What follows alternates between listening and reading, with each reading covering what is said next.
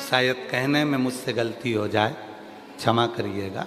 और पूरी दुनिया वालों से, जितने भी मेरे श्रोता हैं, उनसे भी हाथ जोड़कर क्षमा मांगता हूं जो शब्द कहने जा रहा हूं उसके लिए। तीर्थ में भजन करो, एक जगह बैठो, दर्शन करो, पर तीर्थ में व्यर्थ किसी गली मोहल्ले चौराहे पर ना घूमो। उसकी कथा चल रही है, हो सकता है हमारी बात का बुरा लग जाए किसी को। क्यों?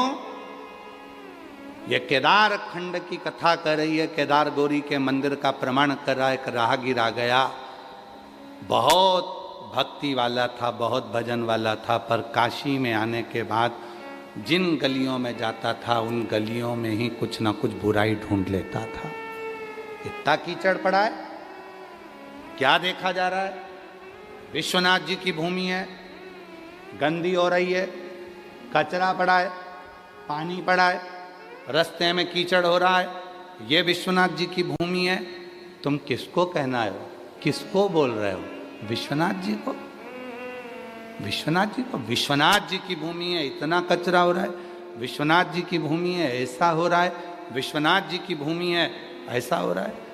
लोग ब्रज जाते हैं, ब्रज की दर्शन करते हैं, गिरिराज जी की परिक्रमा करते हैं, राधा जी की बरसाने की परिक्रमा करते हैं, ब्रज की परिक्रमा करते हैं। और कई लोग कहते हैं कि हमने परिक्रमा में देखा इतनी गंदगी थी, वहाँ ऐसा पड़ा था, वहाँ वैसा पड़ा था। अरे भाई, एक बार स्कंद पुराण को, काशी खंड को उठाकर पढ़िएगा।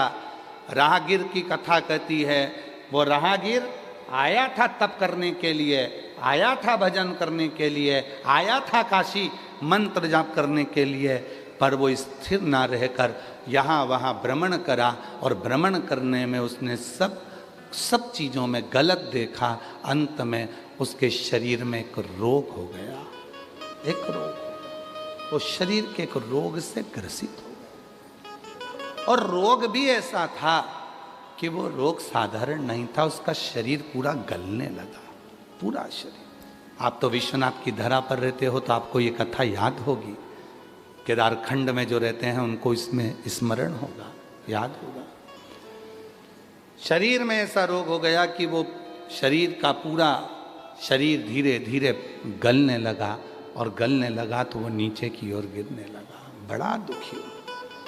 एक दिन गुहार करने लगा विश्वनाथ जी से, गंगा का स्नान कर कर। मैंने तो सुना था गंगा तरण तारण है, मैंने तो सुना था कि गंगा मुक्ति दे देती है, मैंने तो सुना था कि विश्वनाथ सबके संकट हर लेते हैं, दुख हर लेते हैं, कष्ट हर लेते हैं, इसलिए मैंने ये सुना था।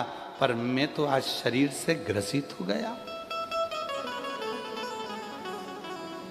मैं शरीर से आज बीमारी से ग्रसित हो गया।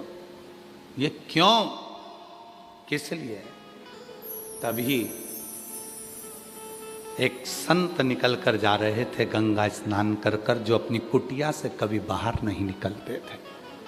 संत, साधु, सन्यासी, तपस्वी, साधक, उपासक, एक अच्छा शिव का भक्त जिस जगह पर रहता है, अगर काशी में आया है तो उसको दर्शन करना है, दर्शन करके सीधे अपने कक्ष में जाना है, फिर भजन में लग जाना है, फिर किसी दर्शन करने जाना है, सीधे कक्ष में जाना है, भजन में लग जाना है। वो इधर उधर भ्रमण करने के लिए नहीं जाता, वो घूमने के लिए नहीं जाता। हम भी नहीं निकलते बाबा जी, चंदन भैया, निकलना नहीं होता हमारा। हम ब्रज भी जाते हैं, बरसाना की परिक्रमा करते हैं, गोवर्धन नाथ जी की परिक्रमा करते हैं, वृंदावन की परिक्रमा करते हैं, मथुरा की परिक्रमा करते हैं, गोकुल की परिक्रमा कर लेते हैं, नंदगांव की परिक्रमा कर लेते हैं हम, परंतु हम परिक्रमा करिए अपने कक्ष में, कक्ष से हम बाहर नहीं, ज़्यादा घूमना नहीं। मैंने तो सुना था कि विश्वनाथ जी की भूमि पर आकर लोगों के दोष मिट जाते हैं, मेरे तो शरीर में रोग हो गए, शरीर में रोग। क्यों हुआ? गंगा का स्नान कर कर एक संत निकल कर आ रहे थे, हाथ में उनके एक छोटी सी बाल्टी थी, बाल्टी में गंगा का जल था, हाथ में एक टेढ़ी आड़ी सी छड़ी थी, बाल खुले थे महाराज, गले में एक रुद्राक्ष पड़ा हुआ था लाल धागे में, और तन पर एक लंगोट थी।